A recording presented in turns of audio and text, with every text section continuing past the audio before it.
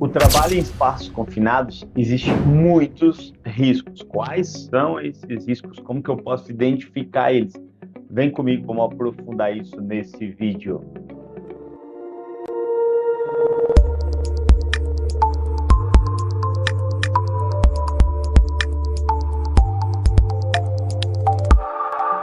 Que bom que você está aqui, eu sou Roberto Medeiros, aqui da equipe da Gestora, e hoje a gente vai falar sobre 12 riscos que existem dentro de um trabalho de espaço confinado. Esses são todos os riscos? Não, existem outros, mas a gente vai aprofundar nesses 12, então vem comigo, vamos olhar aqui no detalhe. E se você está aqui, já deixa seu like, se inscreve no canal, assim, ativa o sininho aí, para você receber as notificações dos próximos vídeos que a gente falar aqui sobre segurança, sobre saúde do trabalho. Então vamos lá, ó. Espaços confinados, NR33, e aí vamos entender e vamos aprender a identificar melhor os riscos. A gente vai falar sobre NR33, a gente vai abordar o que é um espaço confinado e vamos aprofundar em 12 riscos diferentes que você, que eu, que a gente precisa o quê? A gente precisa saber identificar isso se a gente tem um espaço confinado dentro da empresa que a gente trabalha aí. E lógico, dentro de cada um deles a gente vai falar um pouco do que a gente pode fazer para evitar acidentes. Não é o foco tanto a prevenção, é mais a identificação dos riscos dentro desse vídeo. Se você quiser depois que eu fale mais sobre medidas preventivas e evitar, aí você deixa um comentário aqui embaixo que a gente faz um outro vídeo com foco nas medidas preventivas, beleza? Então vamos seguir aqui o nosso jogo aqui, espaço confinado. De forma rápida, ó, a gente vai lembrar que o conceito de que espaço confinado é um ambiente, uma área, um ambiente não projetado para ocupação humana contínua. Então tem vários aspectos para eu caracterizar um espaço confinado. Um deles é esse, precisa também possuir meios limitados de entrada e saída. A ventilação existente ela é insuficiente para remover contaminantes, ou pode existir, ou é importante esse detalhe do ou, né, pode existir a deficiência ou enriquecimento de oxigênio. Então, eu não vou aprofundar tanto nesse conceito lá, mas vamos dar alguns exemplos só para ficar mais claro aqui para você. A gente tem na agricultura, na agroindústria, a gente tem posto de elevador, a gente tem silo, a gente tem moega, a gente tem armazém, a gente tem duto, a gente tem uma infinidade de grandes aí, né? Tanto na indústria aí de papel, de celulose, gráfica, alimentícia, de borracha, indústria de couro, têxtil. Então, são várias ambientes diferentes, várias indústrias diferentes que a gente pode encontrar um espaço confinado. E aí, quais são as principais causas de morte dentro do espaço confinado? Muitas vezes as pessoas não conseguem reconhecer que ali é um espaço confinado. Isso aí é um agravante seríssimo. Ah, não, mas é rapidinho, né? Que ali, ó, segundo, confia nos seus sentidos. Deixa eu dar uma enchida aqui no meu pulmão, né? E essa acreditar, né, que vai ter gás suficiente, vai ter oxigênio suficiente, é onde infelizmente acontecem muitos acidentes. Tá? Subavaliação dos riscos, então você acha que não vai dar nada, você acha que está tranquilo, ó, então isso é um problema seríssimo, falta de atenção, resgate de pessoas. Então o que acontece? Às vezes uma pessoa está passando mal, está lá dentro do espaço confinado, e aí a pessoa não está equipada, não está adequada, não tem noção do risco e vai tentar salvar, vai tentar resgatar aquela pessoa. Isso são o quê? São os principais causas de morte. Porque às vezes eu estou tentando ajudar alguém e eu ainda me machuco, eu ainda sofro um acidente. Por quê? Porque eu tentei ajudar uma pessoa, minha falta de noção levou a um acidente. Então, olha só, é sério. Infelizmente, muitos trabalhadores já morreram no espaço confinado. Infelizmente, isso ainda continua acontecendo e por isso que o Ministério do Trabalho, a Inspeção do Trabalho tem sido tão incisiva, tão taxativa, tão severa nas cobranças quando diz respeito a espaço confinado. Porque, lógico, a gente não quer que mais acidentes aconteçam. Então, o governo precisa tomar uma atitude e a fiscalização precisa realmente ser mais incisiva nesse sentido, tá? Então vamos lá, vamos entender melhor aqui esse lance sobre espaço confinado e os riscos que envolvem o espaço confinado. E o primeiro, já tem uma fotinha aí, né, que é o que? O afogamento. E aí você vê ali que isso é muito comum, né, dentro dos silos, dentro do agro, né, que a gente tem comumente aí nas fazendas. Hoje quase todas as fazendas têm um silo.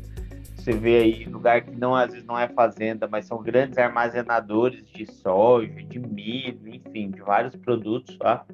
E o problema, como você tá vendo nessa imagem ali, né? A galera da edição vai por até uma setinha ali, ó, você viu que tem um oco ali, ó.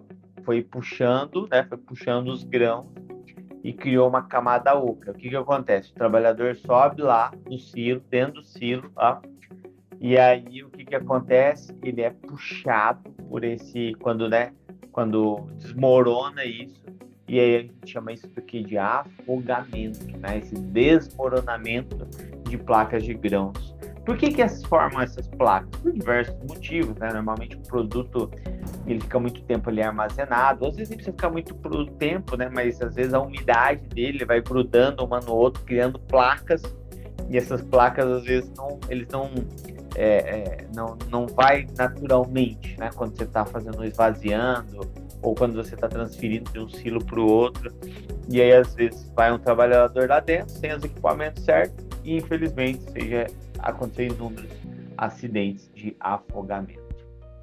E olha só, quando a gente ainda está falando sobre o afogamento, ó, olha que interessante, né? Num fluxo, olha só.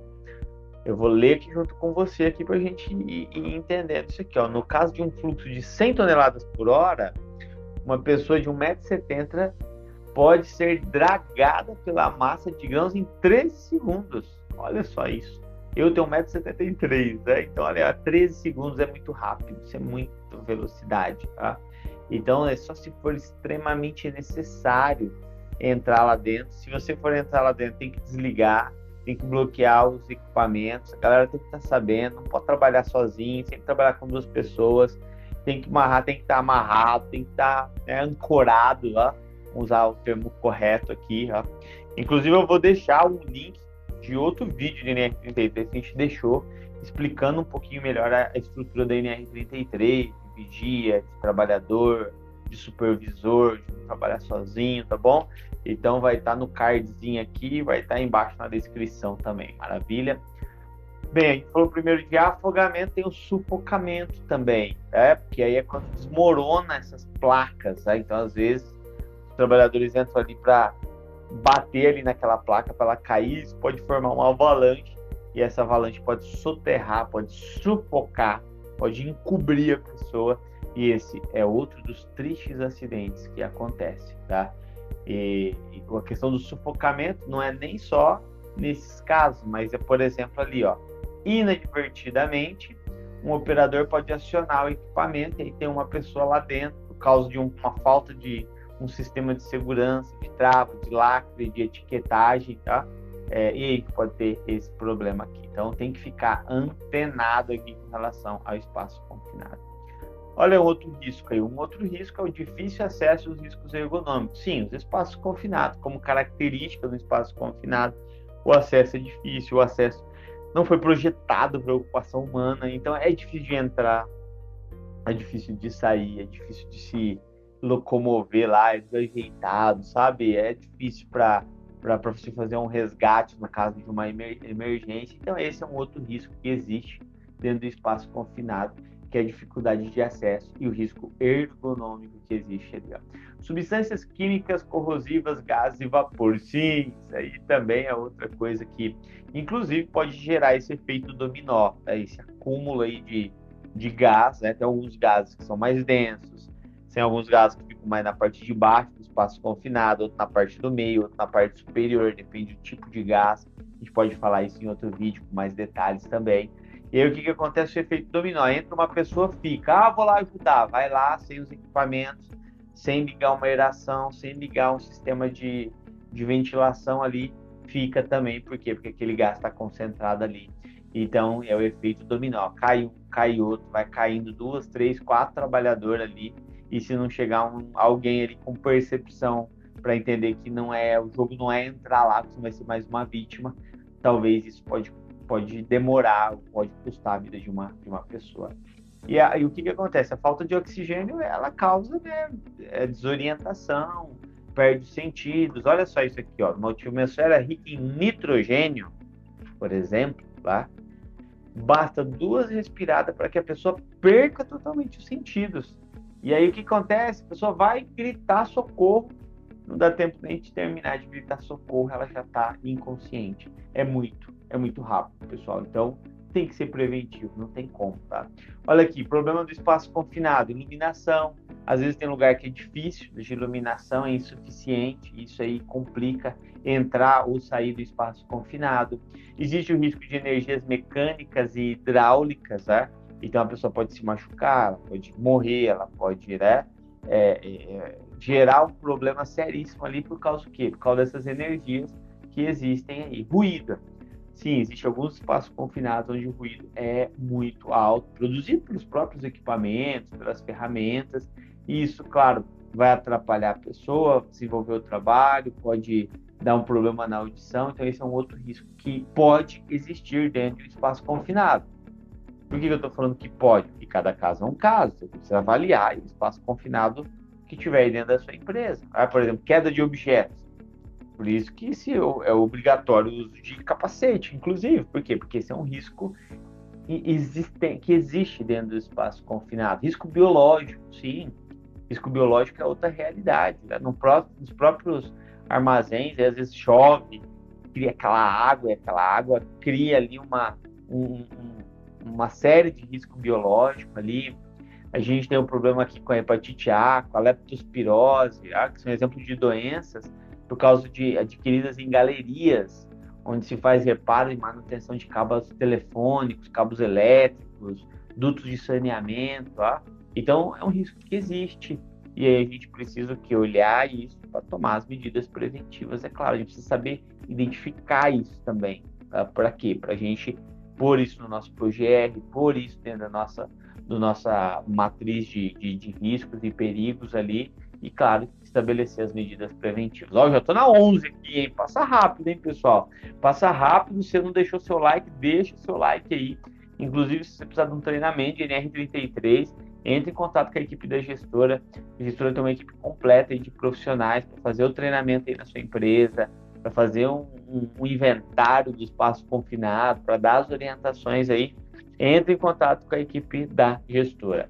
Explosão de silos, sim, esse é outro fator, outro risco que existe quando a gente fala aí de silos, fala de armazém, fala de soja, de milho, aquela poeira, aquele particulado ali no ar, sim, pode gerar aí um atrito, aí a conexão de vários fatores, que é muito pó no ambiente, que é oxigênio na quantidade certa e uma fagulha, e isso pode gerar uma faísca, e isso pode criar microexplosões, e já aconteceu de silos explodirem. Então, a gente precisa ser preventivo. Essa poeira que é depositada ao longo do tempo, quando ela é agitada ou colocada em suspensão, na presença de uma fonte de ignição, com essa fonte de ignição, ela precisa ter energia suficiente para aquela primeira deflagração, para aquela primeira onda de calor, aonde ela pode explodir.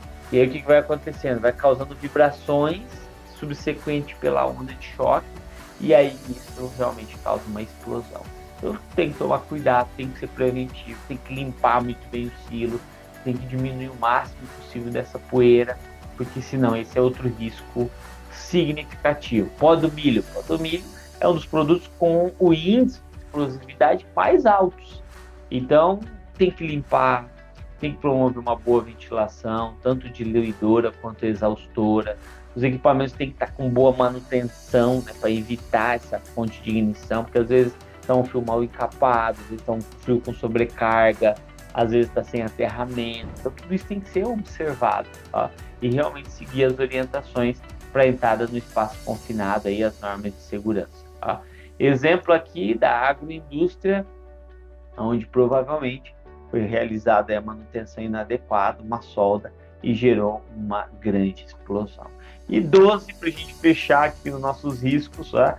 São as lesões por queda de nível, do mesmo nível, de níveis diferentes, por eletrocuções, por cortes, perfurações. Isso são coisas que também podem existir dentro do espaço confinado, e a gente fecha aqui os 12 riscos dentro do espaço confinado. E aí, você gostou? Você tinha percebido todos esses riscos dentro do espaço confinado? Se tem um que eu não falei, tem uns que eu não falei mesmo. Escreve aqui embaixo qual que eu não falei, para você ver como importante que você já identificou aí risco dentro do espaço confinado.